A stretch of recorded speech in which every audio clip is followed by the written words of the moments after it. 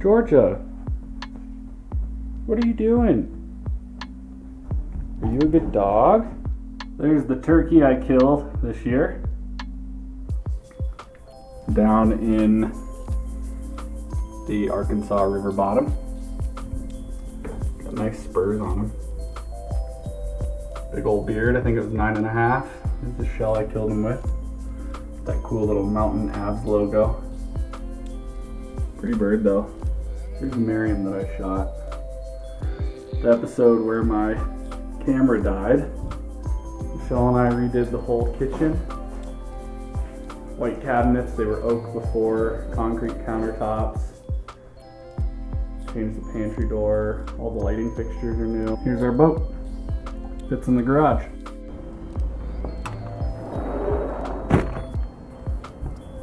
There's the back deck. Seating area. The old Traeger going. Yeah.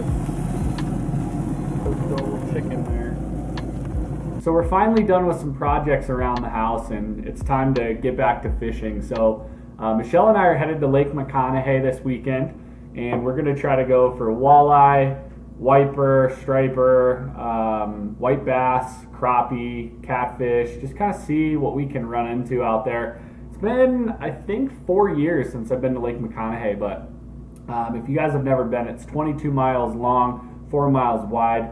This weekend in particular is called the Kites and Castles weekend. They fly a bunch of kites, they have a bunch of sand castles up on the beach. Fishing, I've kind of heard mixed reports. I don't know a whole bunch, so if you guys do know something, feel free to post it in the comments below. But I think what we're going to try to do is just kind of a mixed bag. What happened at Lake Mcconaughey is that a huge drought and all the water receded, and the drought lasted for like 10 years. So trees started to grow up to like 25 foot tall, kind of around the new area where the water was kind of stabilized. And so what happened is in 2011, I believe, we had a huge snowpack just like this year. That lake filled up. It's part of the North Platte and the South Platte where they kind of come together.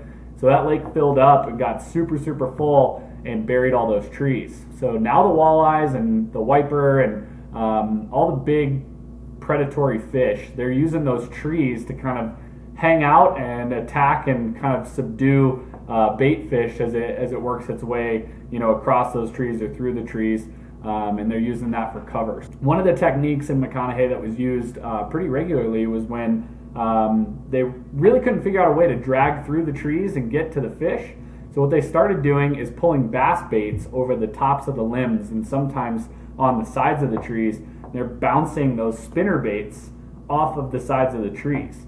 And so they're trolling them with lead core or, I guess snap weights would work too, and trying to get them down, just ticking those tops of the trees.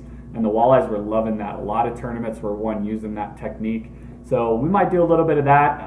Bottom bouncing still definitely works out there. The water is back up pretty high this year because of all the snowpack. So a lot of the trees up around the shore are buried again. And so that's going to be a great opportunity to go in there and just pitch some worms and leeches. You never know what you're going to catch with a jig on a tree. You guys stay tuned. We'll probably do a little bit of tubing and wakeboarding. I don't know how much of that we'll get on video, but hopefully you guys will enjoy the Lake Mcconaughey video. If you guys fish Lake Mcconaughey or you out at Lake Mcconaughey and you feel like you have something helpful you could post down below, feel free to do so. And looking forward to getting back into the videos, guys. Thanks a lot. We'll see you soon.